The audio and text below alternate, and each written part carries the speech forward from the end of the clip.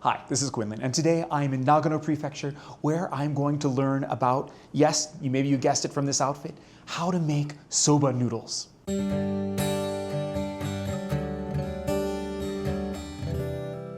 Perhaps the three most iconic dishes in Japan are sushi, tempura, and yes, soba. Today I am learning all about how soba is made, one of those traditional dishes that came into fashion hundreds of years ago during the Edo period in Japan. If you're curious, this outfit that I'm wearing right here is called a samue. And of course, I've got what's called a tenugui on my head. This is also something that you would normally wear to keep your hair out of food, but also in festivals and a lot of traditional gatherings, people will wear a tenugui. And I've even got this really neat apron. There are a lot of different ways to eat soba. You can have it in a soup with mushrooms, with foraged wild vegetables, one of the ways I love them most. There's a variety of condiments you can eat with it. And here in Nagano, they have a rather unique item that they add with it, but I'll get into that a little bit later. And so I want to introduce Mr. Takahashi, a local soba artisan. Can you say soba artisan? I think you can. Let's check it out. 高橋久夫ですけども、そば打ちはですね、平成10年から始めました。楽しいですよね、やっぱりね、そば。Some of the things that make this particular soba activity unique is that you can do it in English or Chinese. They have some really nice instruction manuals in foreign languages that explain the reason for why you're doing everything. So you're not just doing it blindly because you're being told so, but you can really understand the reasoning behind each step in the process. And then, of course, after an hour or so of making soba, you get to eat it with tempura and a really special ingredient, as they have a unique way of eating the soba here. All right, enough talking. Let's get to the soba making.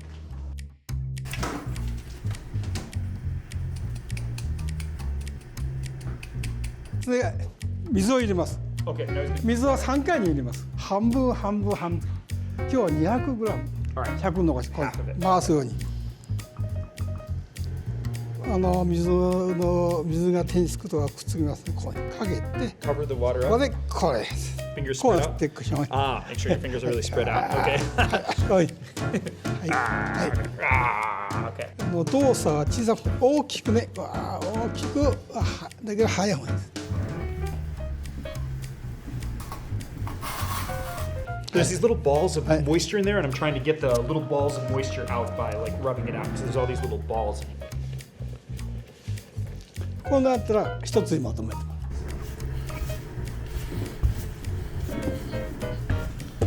はい。こいこい。練りです。やりますか。はい。こうして、こうして。 こいこい。はい、そうそう。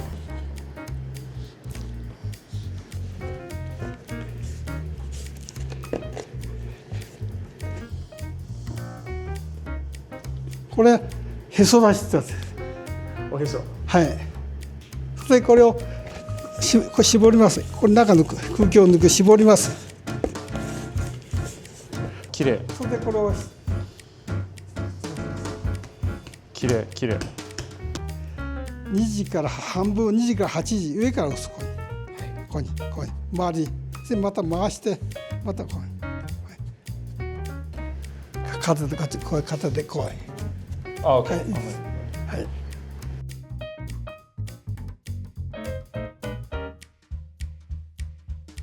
上だんだん伸びてきますね。で今度残す角を潰さない。また真ん中から手前。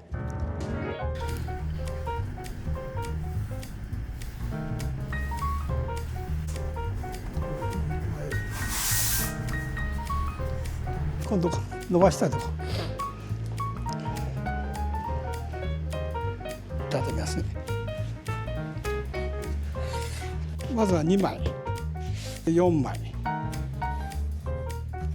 でもう1回やって8枚これ8枚ですね。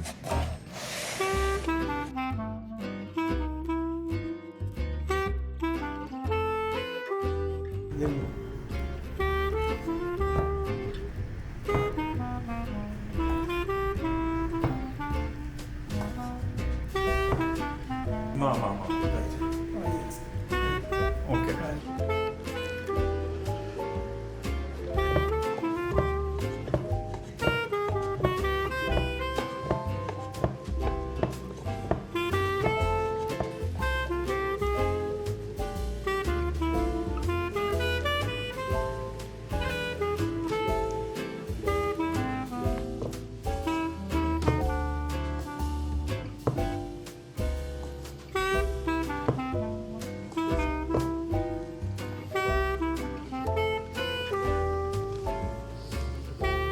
comparison, there is some soba from his shop.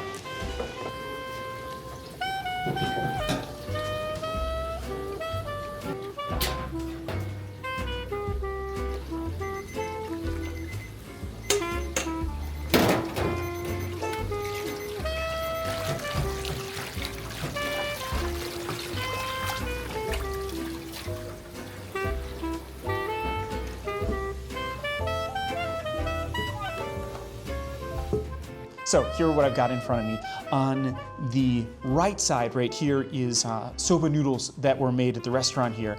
And then on the left side, my left, we have the noodles that I made with the help of Master Takahashi.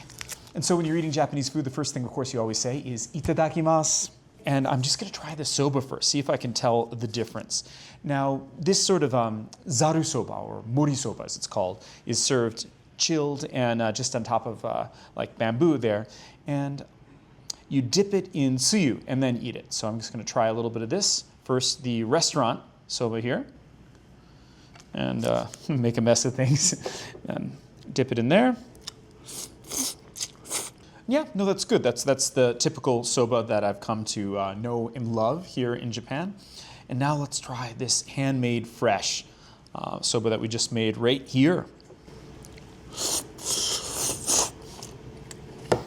First thing I notice is the texture. There's a little bit thinner noodles.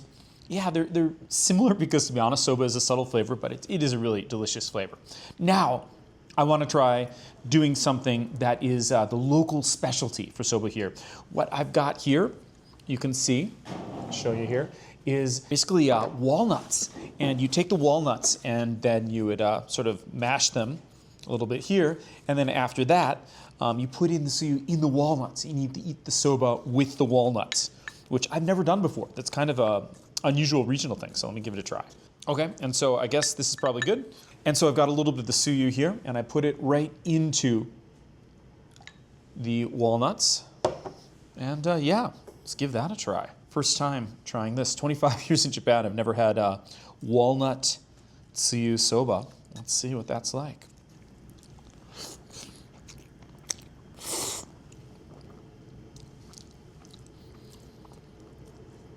Wow, yeah, I really like that.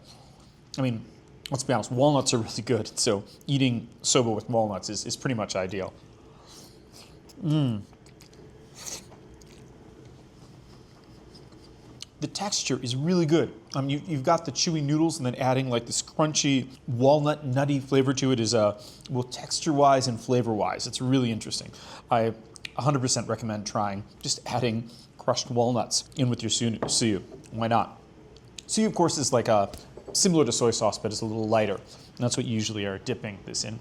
Another thing you can do with soba, as you may know, is you've got these condiments right here, which is some green onions, some wasabi. I'm gonna just, put that right into the normal tsuyu that I'm having here. Try that because it's fantastic.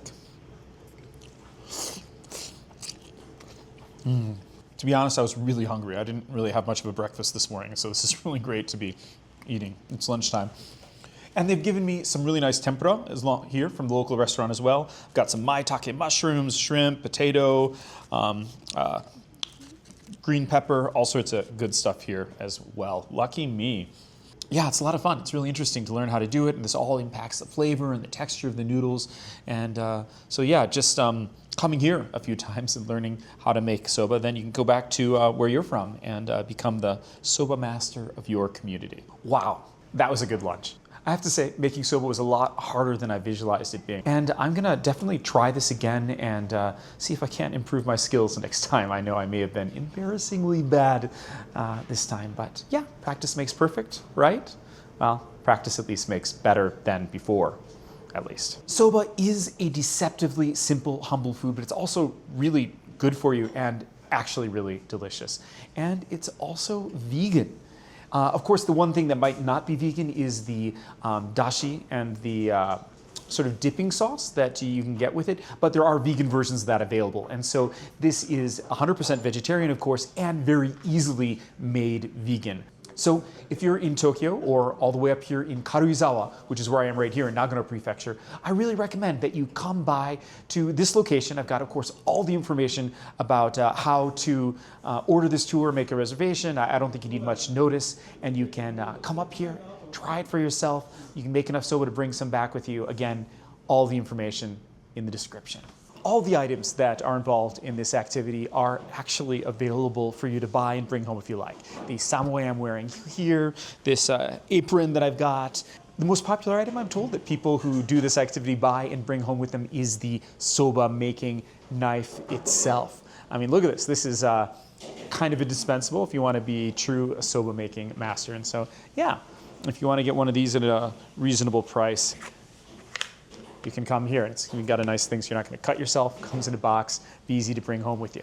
And of course, the tenugui and any of the bowl, anything, basically everything involved in this you could buy and bring home with you.